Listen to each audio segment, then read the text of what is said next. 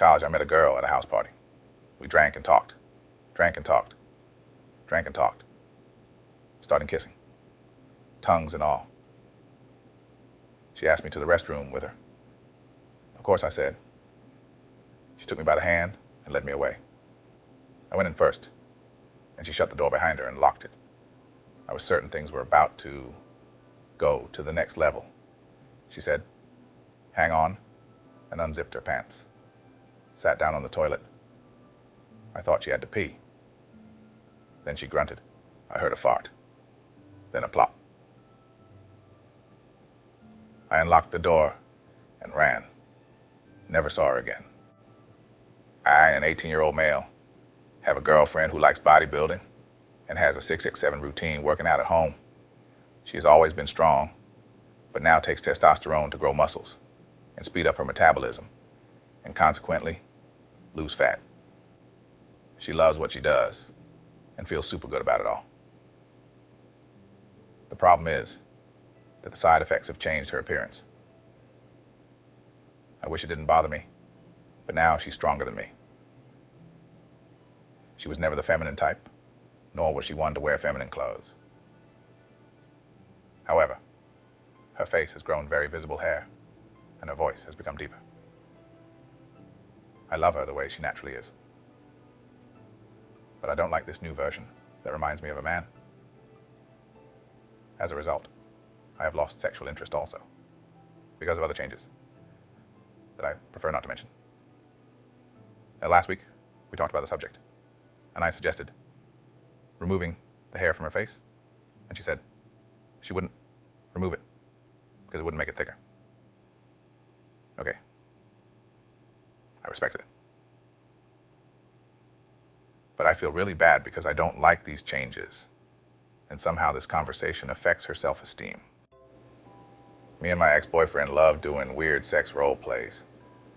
We've been cops and criminals, Batman and Robin, King Kong and Anne, Tarzan and Jane, and this time we wanted to be Harry Potter and Hermione Granger. We put on our costumes and prepared for our role. When things got wild, he was on top of me and I screamed, "Harry, I love your Nimbus 3000, and waved my homemade wand. I think that made him even wilder, and he started moving his head back and forth strangely. I liked getting him hot, so I waved my wand in his face and said, "Wingardium Leviosa." Just then, he leans his head forward, and the wand lands extremely deep in his nose. He stopped immediately, and I panicked. He immediately started bleeding, and he passed out. I destroyed Harry Potter. When the plumbing came, I thought it would be like a freak show, but in truth, they found it quite amusing. One even said to me, "Take off the fake nose and take the wig off Voldemort. We know it's you." In the end, everything went well. Sometimes I miss our role-playing games. My husband and I have been married for 7 years now and have a daughter. The first time I was invited to dinner at his parents' house, we were fresh together. I will never forget that day in my life, and I am still ashamed of it to this day. Even before we got there, I had a stomachache. His mother made his favorite cocoa for us with extra cream. Even back then, my stomach couldn't tolerate dairy products, especially with so much fat. I drank the cocoa anyway because I didn't want to be rude. It started shortly after. I had extreme stomach cramps. And before I could even stand up, my underwear was completely covered in my liquid shit. I stayed put because I was afraid that more would come out. My mother-in-law suddenly started yelling at my husband and asked him if he wasn't ashamed of farting in front of women so disgustingly.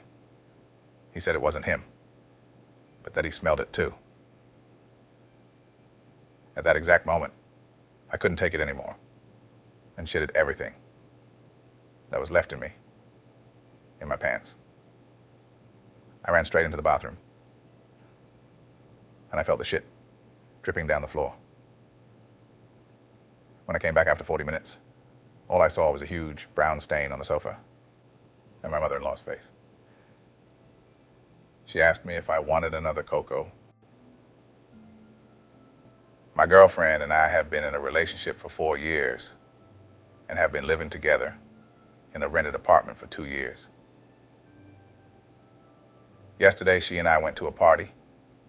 There we both drank alcohol and had fun.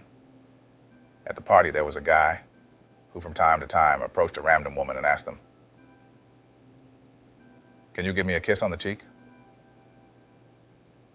So that at the last second, the guy moved his face, causing his lips to collide with those of the girl he asked before. I warned my girlfriend about that guy. And she could even see it with her own eyes. And I told her to be careful if he approaches her and asks for the same thing, because there were also several girls who refused, and he simply did not insist. A couple of hours later, I was with my girlfriend, and that guy comes up and asks my partner the same thing. She takes me aside to have a quick talk and tells me that nothing will happen, that if he tries, she will move back herself so they don't kiss. I told her that I did not agree with this at all, and that I felt very uncomfortable, and that I would not take responsibility if she ended up doing it. She ignored what I said and ended up accepting. I don't know why, but I wasn't surprised when she didn't back away, like she said, and ended up kissing him. She then looked at me and got uncomfortable. Then the boy went the other way to continue with his fun. I wasn't mad at him. I was mad at her. I just turned around and went to our apartment. She followed me, even though I didn't tell her to do so, saying that she didn't have time to react and that it wasn't her fault since we were in a public place. I didn't want to make a scene. So I waited until we got home. Once at home, I told her that yes, it was entirely her fault. She saw how the guy did that with other women. And I even warned her that this could happen. And she still did it. She said that the alcohol made her act reckless. I told her not to come out with her shitty excuses, that she was fully aware of what happened, and that this was pure infidelity to my damn face. At this moment, she went to visit her sister because today is her birthday. I told her that I would not go, and I told her explicitly that I want to reevaluate our relationship. If she is going to use alcohol as an excuse for her infidelities, then I can't trust her anymore. If she does that to my face, I don't want to imagine what she would do when she is with her friends. Before leaving, she begged me not to exaggerate, that I can't throw away 4 years for a non-consensual kiss. I told her that the moment she agreed to play that boy's game, she was already giving her consent to what could pass. She is already an adult, and I expected her to act according to her age. The more time passes, the more I want to tell her to go to hell. The rent contract ends at the end of the year. But I was thinking of using a part of our savings to pay the rest and end it prematurely.